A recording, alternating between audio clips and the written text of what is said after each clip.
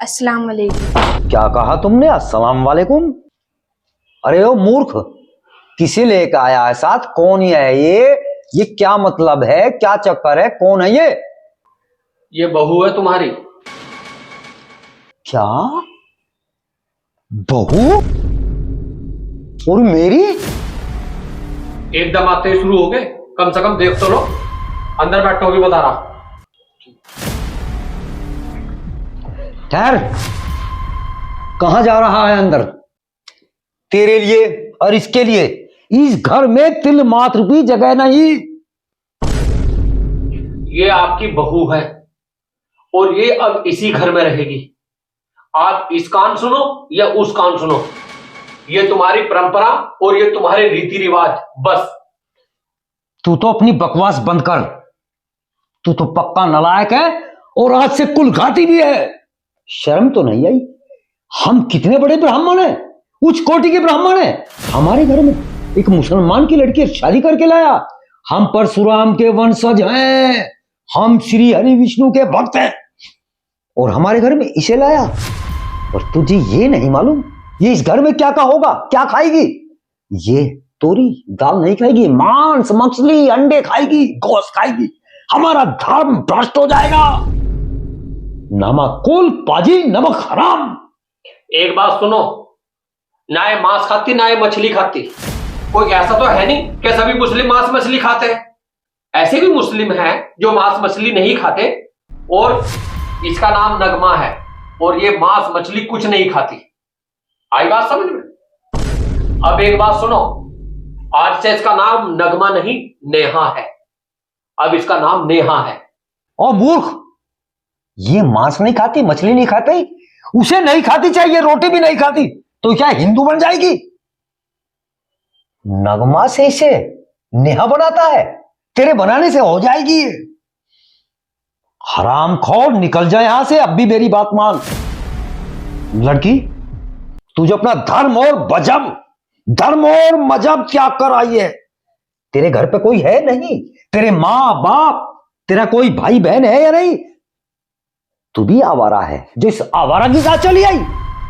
शर्म तो नहीं आई? लौट जा, वापस नंगे पैर लौट जा।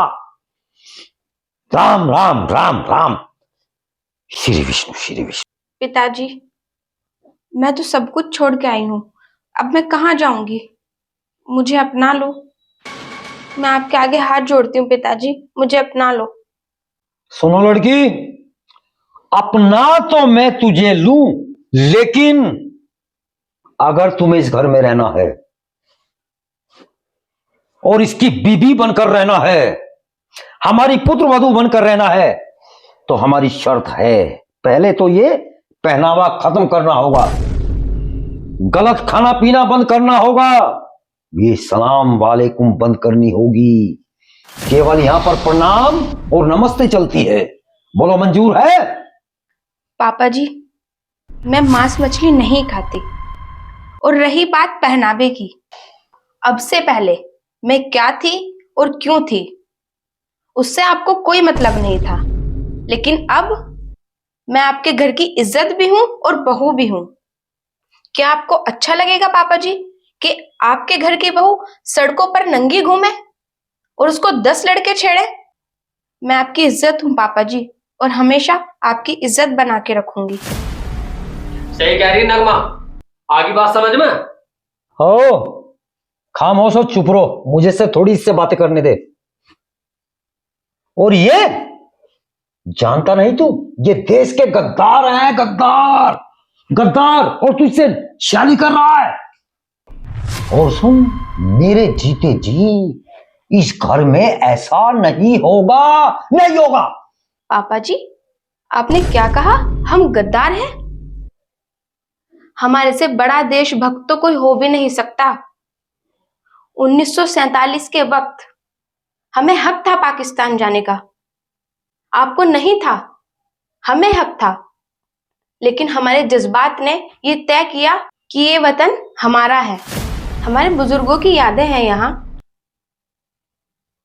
जामा मस्जिद है दिल्ली में, लाल किला है, ताजमहल है, और भी किले हैं, और यही धरोहर है भारत की। और हम ही गद्दार हो गए? हम अपनी मर्जी से रुके यहाँ, किसी ने हमें जबरदस्ती नहीं रोका था। और जो अपनी मर्जी से रुके, आप उन्हीं पर शक कर रहे हो। और आप क्या कह रहे हो पापा जी? अगर मैं नमस्ते नहीं करूंगी तो मुझे इस घर में रहने का अधिकार नहीं है? मैं इस घर में नहीं रह सकती हूँ? अगर मैं कानून की बात करूं तो सुप्रीम कोर्ट भी यही कहता है कि नमस्ते और वंदे मातरम के लिए मजबूर नहीं किया जा सकता। और हिंदुस्तान की सबसे बड़ी अदालत है सुप्रीम कोर्ट। और पापा जी, एक बात और सुनो, हिंदू और मुसलमान ना अलग थे ना है। हिंदू ने और मुसलमान ने एक ही बर्तन में खाना खाया है। हिंदू और मुसलमान को एक बर्तन में खाना खाते देख अंग्रेजों को भी ये लगा था कि अब वो हिंदुस्तान में राज नहीं कर सकते। और इसी बात को देखते हुए अंग्रेजों ने अपना बिस्तर बांधना शुरू कर दिया था। हम आज भी एक मोहल्ले में रहते हैं, एक घर में बैठते हैं, लेकिन हमें एक दूसरे से डर नहीं लगता। और इसीलिए मैंने आपके बेटे से शादी की है। और रही बात हिंदू मुसलमान की, अगर मेरे दिमाग में हिंदू मुसलमान की ये बातें होती तो मैं आपके बेटे से शादी ना करती। और रही बात नमस्ते की और सलाम करने की, अगर पापा जी आपको अच्छा लगे तो आप मुझे सलाम कर लेना, और मुझे अच्छा लगेगा तो मैं आपको नमस्ते भी कर लूंगी और पूजा भी कर लूंगी। लेकिन पापा जी ये सब काम आदमी की इच्छा और मन से होते हैं, न कि जबरदस्ती से। सही कहा बेटा तुमने। ये सब बातें कह के तुमने तो मेरी आंखें खोल दी। बेटी, बंटवारे की बात 1947 की बात तो अतीत में चली गई। वो दंश हमने पूर्वजों ने देखा है। मैं जानता हूं तेरी जो भी जज्बात निकल रहे थे, आत्माओं से निकल रहे थे। बेटी, एक बात बताना चाहता हूं, तेरा मन करे पूजा कर लेना, नमाज पढ़ लेना। तेरा मन करे किसी तरीके से रहना, अपने दीन के साथ रहना या हमारे दीन के साथ रहना, वो तेरी मर्जी है। ये घर तेरा, ये ग्रस्त चेहरा, हम बाद में है, ये तेरा। और हाँ बेटी, ये तेरी बात हकीकत है, मेरे दिल को छू गई। हम वास्तव में किसी को नमस्ते या सलाम या धर्म मजहब इसको लेके जबरदस्ती नहीं कर सकते। वो तो आत्मा की चाहत होती है, तमन्ना होती है, आरज़ू होती है, किसके प्रति कैसा निकले। ये मुझसे भूल हुई बेटी। अब तुम्हारी मर्जी, जैसा करो, क्या करो, सफेद करो, घर तुम्हारा, ग्रस्त तुम्हारा। और हाँ, ये तो बात मैं भी मानता हूं, मैंने भी देखा है, ये सुप्रीम कोर्ट ने भी कहा है, वहां के जजों ने कहा है, खंडपीठ ने कहा है, किसी भी इंसान को हम सलाम, नमस्ते, वंदे मातरम के लिए बाध्य नहीं कर सकते, जबरदस्ती नहीं कर सकते, मजबूर नहीं कर सकते। बेटी, तूने हमारी आंखें खोल दी। हाँ, वो इसकी इच्छा है, कोई कहे ना कहे, लेकिन हाँ, तुमने तो आज हमारी इंसानियत हमें याद दिला दी बेटी, याद दिला दी, जो कि दबी बैठी थी और भूले बैठे थे।